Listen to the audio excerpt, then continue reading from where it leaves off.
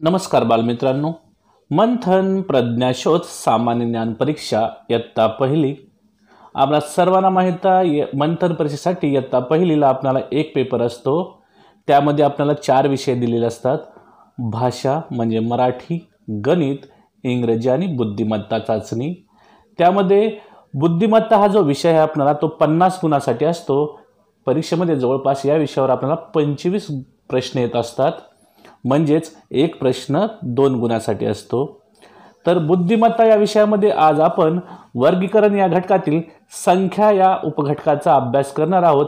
तसेच या घटकावर आपल्याला कशा प्रकारे प्रश्न येणार आहेत याची माहिती घेणार आहोत. यापूर्वी आपण वर्गीकरण या घटकातील शब्दसंग्रह या घटकाची माहिती घेतली होती. व्हिडिओला सुरू करण्यापूर्वी आपण जर आपली शाळा या यूट्यूब चॅनलवर नवीन असतील तर सर्वप्रथम या यूट्यूब चॅनलला सबस्क्राईब करायला विसरू नका, कारण आम्ही आपणासाठी नेहमीच नवनवीन व्हिडिओ घेऊन येत असतो. चला तर सुरुवात करूया आजच्या व्हिडिओला. पहा, वर्गीकरण यामधील घटक क्रमांक 2 संख्या. तर परीक्षेमध्ये आपल्याला संख्या या घटकावर प्रश्न विचारला जातो. त्यामध्ये साधारण 4 पर्यायाच्या संख्या असतात. त्या 4 संख्येपैकी 3 संख्यामध्ये एका बाबतीत साम्य किंवा सारखेपणा असतो आणि त्यांचा एक गट बनतो. पण एक संख्या मात्र वेगळी असते, ती गटात न बसणारी असते.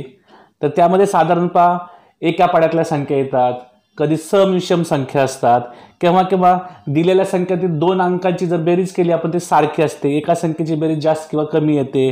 तसेच दशक किंवा एकक स्थानचा अंक सारखा असतो किंवा त्याची किंमत सारखी असते. तर इयत्ता पहिलीच्या दृष्टीने जर आपण विचार केला तर विद्यार्थ्यांना 1 ते 10 पाडे येणे आवश्यक आहे. त्याचबरोबर 1 ते 100च्या संख्या ओळखणे देखील येणे आवश्यक आहे. ओळखता आल्या पाहिजे संख्या. आणि आपल्याला 1 ते 100 मधील आपल्याला प्रश्न विचारला जातो. म्हणजे 2 अंकी संख्येवर आपल्याला साधारण वर्गीकरणासाठी प्रश्न विचारला जातो. तर या ठिकाणी आपल्याला एक नमुना प्रश्न दिलेला आहे, तो आपण अभ्यासूया. पहा प्रश्न, खालील प्रश्नात गटात न बसणारी संख्या ओळखा. 4 पर्याय दिलेले असतात. आता आपण पर्याय पाहूया. 1 आहे 4, 2 आहे 6, 3 आहे 7 आणि 4 आहे 8.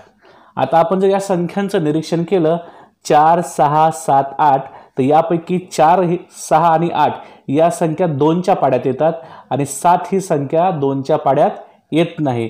म्हणून या ठिकाणी आपलं उत्तर 7 हे असणार, म्हणजेच पर्याय क्रमांक 3. परीक्षेमध्ये आपल्याला प्रश्नाच्या खाली 4 वर्तुळे दिलेले असतात, 1, 2, 3, 4 क्रमांकाचे.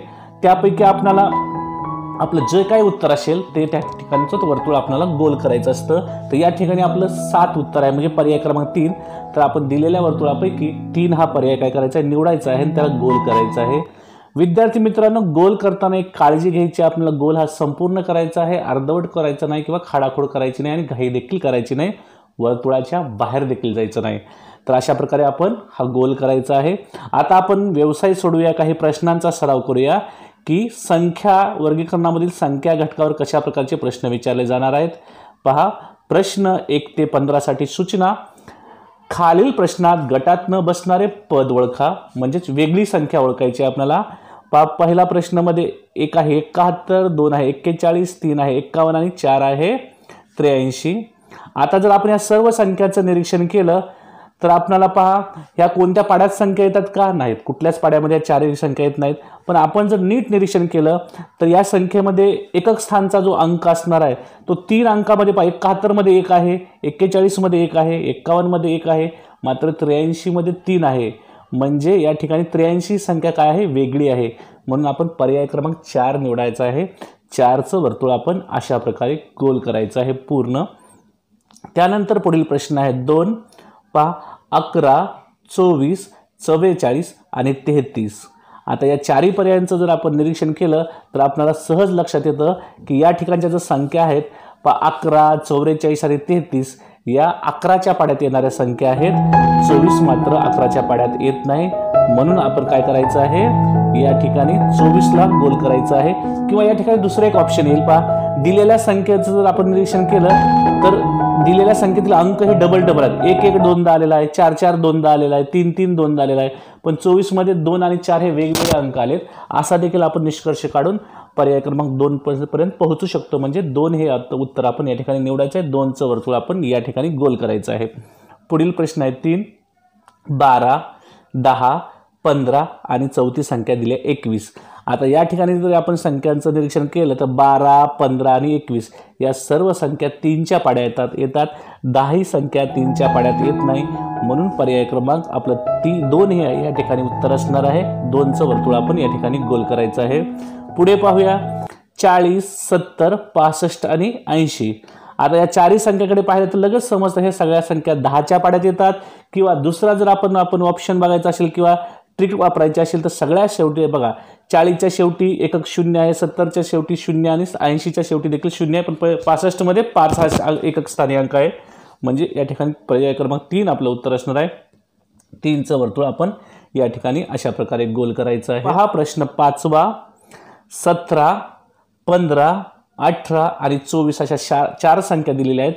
आता जर आपण नीट निरीक्षण केलं तर 15, 18 आणि 24 हे 3च्या पाड्यामध्ये येणाऱ्या संख्या आहेत आणि 17 ही संख्या 3च्या पाड्यात येत नाही. म्हणजे आपलं उत्तर असणार आहे पर्याय क्रमांक 1. 1चं वर्तुळ आपण या ठिकाणी गोल करायचं आहे. त्यानंतर पुढील प्रश्न आहे पहा, प्रश्न क्रमांक 6. यामध्ये दिले 55, 77, 99 आणि 87. यामध्ये देखील आपण आता वरीलप्रमाणे सांगितल्याप्रमाणे आपल्याला समजतं की 55, 77 आणि 99 मध्ये एकच अंक परत परत आलेला आहे. 87 मध्ये मात्र 8 आणि 7 हे 2 वेगळे अंक आलेले आहेत. किंवा जर 11चा पाडा आपल्याला माहीत असेल तर या तिन्ही संख्या 55, 77 आणि 99 11च्या पाड्यामध्ये येतात. 87 11च्या पाड्यात येत नाही, म्हणून पर्याय क्रमांक 4 आपण या ठिकाणी निवडायचा आहे. त्यानंतर पुढील प्रश्न आहे प्रश्न क्रमांक 7, 54, 63, 42 आणि 81. आता परत जर आपण या ठिकाणी निरीक्षण केलं तर या 54 असेल, 63 असेल किंवा 81 असेल या सर्व संख्या 9च्या पाड्यात येतात आणि 42 हा 9च्या पाड्यात येत नाही. म्हणजे पर्याय क्रमांक 3 आपलं उत्तर असणार आहे. किंवा काही मुलं असं देखील सोडू शकतात बघा, दिलेल्या संख्यातील अंकाची बेरीज करा. 5 आणि 4 किती होतो 9, 6 आणि 3 किती होतो 9 आणि 81 मधला 8 आणि 1 किती होतो 9. म्हणजे 54, 63 आणि 81 मधील अंकाची बेरीज केली तर ती होते 9. मात्र 42ची जर आपण बेरीज केली दिलेल्या अंकाची तर 4 आणि 2 6 होते. म्हणजे 42 या ठिकाणी वेगळा आहे. म्हणजे आपण दिलेल्या अंकाची बेरीज जरी केली संख्येतील किंवा पाड्यातील संख्या जरी पाहिलं तर उत्तर आपलं 42च येत आहे.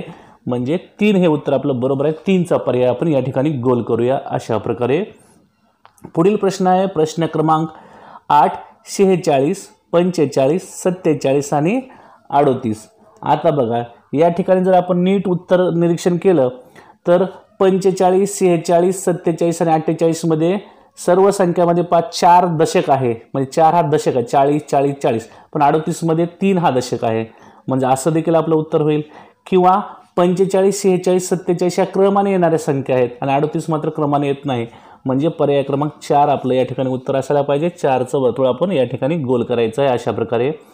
पुढे प्रश्न आहे 9. एक पहिली संख्या दिली आहे 4, नंतर 12, नंतर 3 आणि नंतर आहे 32. आता आपण या सर्व संख्येकडे जर पाहिलं तर या ठिकाणी आपल्याला समजतं की 4, 12 आणि 32 या संख्या 4च्या पाड्यात येणार आहेत आणि 3 मात्र 4च्या पाड्यात येत नाही. त्यामुळे आपलं या ठिकाणी उत्तर काय असणार आहे पर्याय क्रमांक 3. 3चं ऑप्शन आपण या ठिकाणी निवडायचं आणि गोल करायचं आहे. पुढील प्रश्न आहे प्रश्न क्रमांक 10. 13, 23, 43 आणि 55.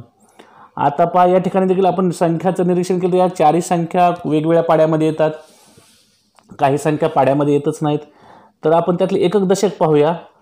3 आहे 13 मध्ये, 23 मध्ये पण 3 आहे, 43 मध्ये पण एकक स्थानी 3 आहे, 55 मध्ये 5 आहे. म्हणजे 13, 23 आणि 43 यांचा एकक स्थानची संख्या किंवा अंक सारखाच आहे आणि 55चा अंक वेगळा आहे, म्हणून या ठिकाणी ऑप्शन 4 निवडायचा आहे. पण 55ला म्हणजेच पर्याय क्रमांक 4ला गोल करायचा आहे. पुढील प्रश्न आहे 11. 65, 74, 52 आणि 83. आता आपण हे जर पर्याय निवडले तर ह्या संख्या कुठल्याही पाड्यामध्ये येत नाहीत, वेगवेगळ्या पाड्यात येतात. त्याचबरोबर 65, 74, 52, 83 जर आपण निरीक्षण केलं तर 74 आणि 52 हे समसंख्या आहेत आणि 83 आणि 65 विषम संख्या आहेत. मग आता दुसरा कुठला पर्याय आपल्याला सांगता येईल तर दिलेल्या अंकाची बेरीज करूया आपण. 6 आणि 5 11, परत 7 आणि 4 74 मध्ये 11 होते, 5 आणि 2ची बेरीज 7 होते आणि 8 आणि 3ची बेरीज 11 होते. म्हणजे 65, 74 आणि 83 या संख्यातील दिलेल्या अंकांची बेरीज 11 आहे आणि 52ची बेरीज 7 होते. म्हणून हे पर्याय क्रमांक 3 आपल्या या ठिकाणी उत्तर असणार आहे. 3चं वर्तुळ आपण या ठिकाणी अशा प्रकारे गोल करायचं आहे। त्यानंतर पुढील प्रश्न आहे विद्यार्थी मित्रांनो 12वा, यामध्ये पर्याय 1 आहे 62, 2 आहे 91, 3 आहे 53 आणि 4 आहे 44। आता 62, 91, 53 आणि 44 या जर संख्या पाहिल्या तर समबी आहेत, विषम पण आहेत, वेगवेगळ्या पाड्यामध्ये येतात। मग या ठिकाणी आपण दुसरी ट्रिक काय वापरायची, तर दिलेल्या संख्यातील अंकांची बेरीज करूया। 5, 6 आणि 2 होतो 8, 91 मध्ये 9 आणि 1 होतो 10, नंतर 53 मध्ये 5 आणि 3 होतो 8 आणि 44 मध्ये 4 आणि 4 होतो 8। म्हणजे या ठिकाणी 8 बेरीज 3 अंकातील संख्यांची येते, 3 संख्यातील अंकांची येत आहे। तर 91 ची बेरीज 10 येत आहे, म्हणजे पर्याय क्रमांक 2 आपले या ठिकाणी उत्तर असायला पाहिजे। 2चं वर्तुळ आपण या ठिकाणी गोल करूया अशा प्रकारे। त्यानंतर पुढील प्रश्न आहे प्रश्न क्रमांक 13वा। पहा एक ऑप्शन दिले 10, 2 आहे 17, 3 आहे 15 आणि 4 आहे 20।